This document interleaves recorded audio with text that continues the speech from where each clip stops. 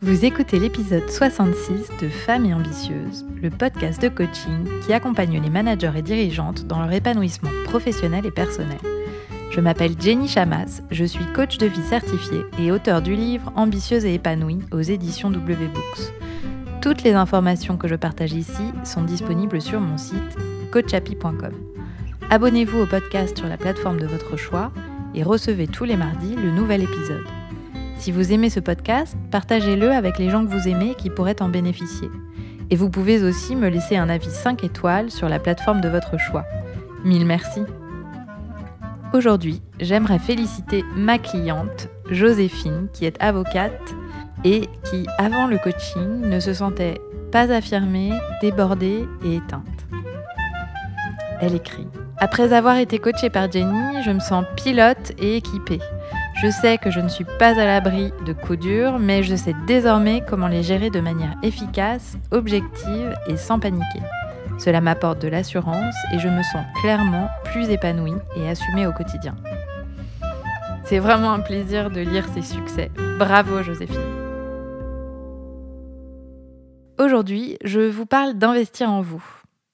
Investir, c'est utiliser des ressources qui ont une certaine valeur et s'en priver pendant un temps pour créer plus de valeur plus tard. Investir, c'est aussi produire des efforts. Donc investir en vous, c'est en fait créer plus de valeur en vous, que ce soit plus de connaissances, plus de bien-être, plus d'argent, plus de temps, on pourrait tout imaginer. La plupart du temps, on parle d'investissement financier, mais nous verrons qu'il y a d'autres ressources que l'argent qu'on peut investir. Et si j'aborde ce sujet aujourd'hui avec vous, c'est parce que je constate dans les discussions avec mes clientes que trop peu de femmes ont l'habitude d'investir en elles, à produire des efforts et dépenser des ressources pour créer une valeur en elles. Elles ont l'habitude de le faire pour les autres, pour leurs enfants, pour leurs partenaires, pour leurs équipes, mais rarement pour elles-mêmes. Et j'y vois là la conséquence de notre conditionnement social en tant que femme. Alors, il y a plusieurs raisons à ça. La première, c'est l'héritage d'un monde, en fait, dans lequel l'homme gagnait l'argent et décidait aussi de la façon dont il allait être dépensé. Il avait la décision et aussi la connaissance de l'argent. Aujourd'hui, nous vivons dans une société où même si les femmes gagnent de l'argent, en moyenne, elles gagnent toujours moins.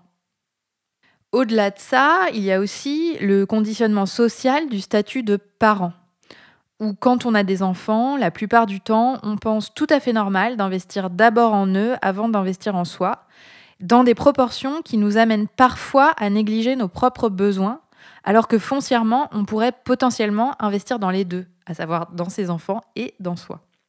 Et pour les femmes qui ne se sentent pas concernées par le fait de gagner moins, et je pense que parmi vous, vous êtes sans doute nombreuses à l'être, quand on gagne plus en moyenne que la plupart des Français ou plus que son partenaire, si on en a un, eh bien souvent, ce dont on a l'impression de manquer, c'est de temps.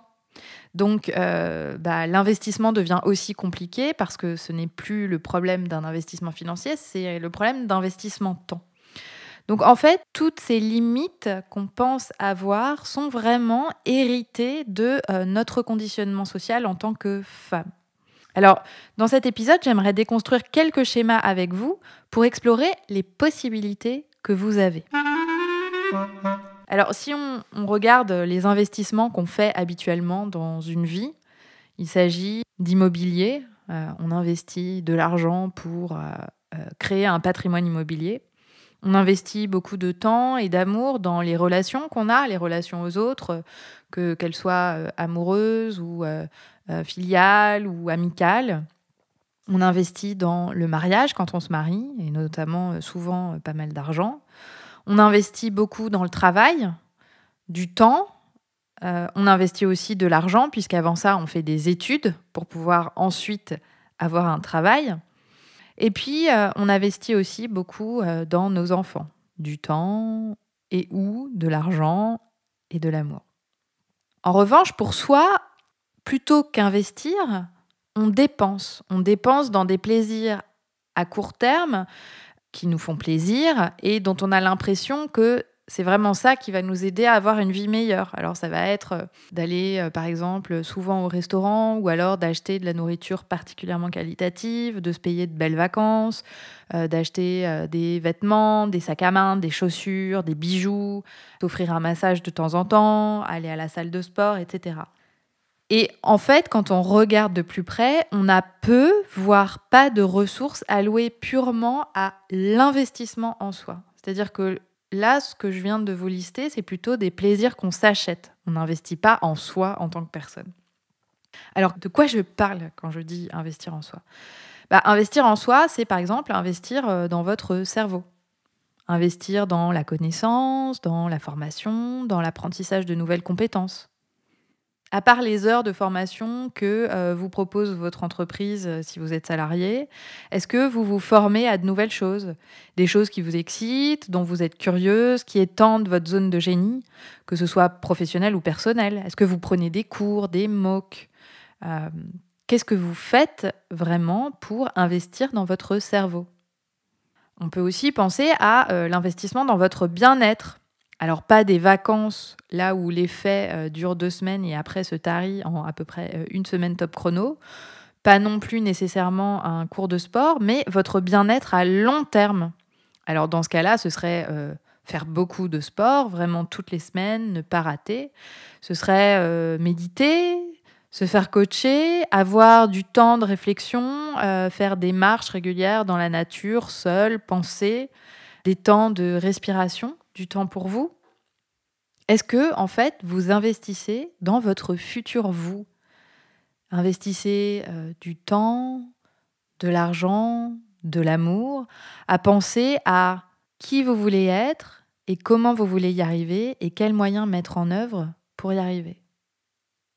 Pourquoi c'est important d'investir en soi? Parce qu'on a un corps, un cerveau et une vie, jusqu'à preuve du contraire.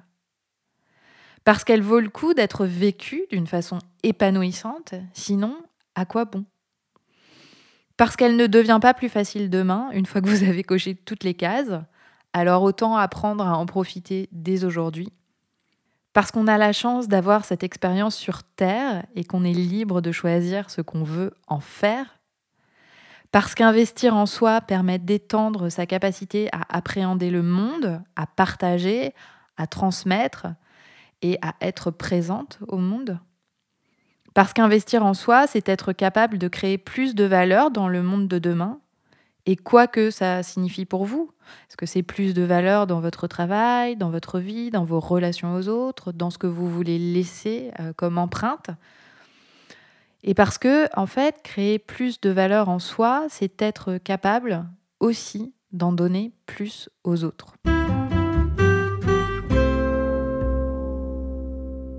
Investir en soi, c'est investir quelles ressources? Je vous le disais, du temps, de l'argent et de l'amour, de l'énergie. Alors, comment savoir si ça vaut le coup d'investir en soi?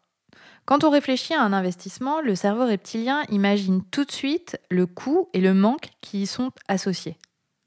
En revanche, il pense beaucoup moins à ce coût et à ce manque quand on fait des dépenses plus petites, mais qui pourtant, répétées, ont aussi un coût élevé. Par exemple, si vous calculez tout ce que vous ont coûté les vêtements que vous avez achetés cette année, ou toutes les vacances que vous vous êtes offertes, ou tous les restos, verres, babysitters que vous avez payés, au moment de la décision, vous n'étiez peut-être pas en train de vous dire « Oh là là, mais c'est beaucoup d'argent, qu'est-ce que tout ça va créer comme manque ?»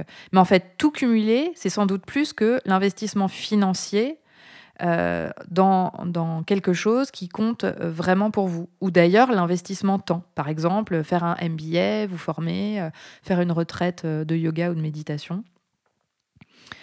Donc, quand on envisage le fait d'investir en soi, il y a tout un travail à faire qui est d'utiliser votre cortex préfrontal et d'envisager le retour sur investissement que vous souhaitez créer avec l'investissement que vous engagez. Et ce retour sur investissement n'est pas toujours mathématique, c'est-à-dire qu'il ne se mesure pas toujours avec des chiffres. Parfois, il se mesure qualitativement. Tout dépend de ce en quoi vous investissez. Si vous êtes dirigeante d'une entreprise, vous savez bien qu'une entreprise fonctionne rarement, voire jamais, sans investir en elle. L'investissement produit un retour sur investissement qui permet de réinvestir et d'obtenir à nouveau un retour sur investissement, etc., et de dégager du profit. Et c'est comme ça qu'une entreprise se développe et grandit. Et ça fonctionne comme ça dans une entreprise.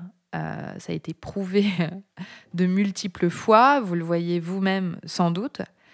Et en fait, on omet totalement de penser comme ça pour soi. En fait, on fonctionne de la même manière. Si on investit en nous du temps, de l'argent, de l'énergie, eh bien, on produit un retour sur investissement. On produit un retour sur investissement qui peut être de l'ordre de connaître plus de choses, avoir plus de connaissances, donc pouvoir créer plus de valeur. On peut créer un retour sur investissement qui va être créer beaucoup plus de bien-être en soi, dans sa vie. Mais tout ça, ça demande d'investir. Le problème, c'est que quand vous songez à investir en vous, vous vous dites que vous n'êtes pas une priorité. Ou alors, vous pensez être une priorité, mais vous avez peur que ça ne marche pas et de ne pas obtenir de retour sur investissement. Et effectivement, en réfléchissant comme ça, vous reproduisez les schémas que vous aimeriez dépasser. C'est comme ça que vous continuez à manquer de temps, à manquer d'argent, à manquer d'énergie. En fait, c'est un cercle reproductif.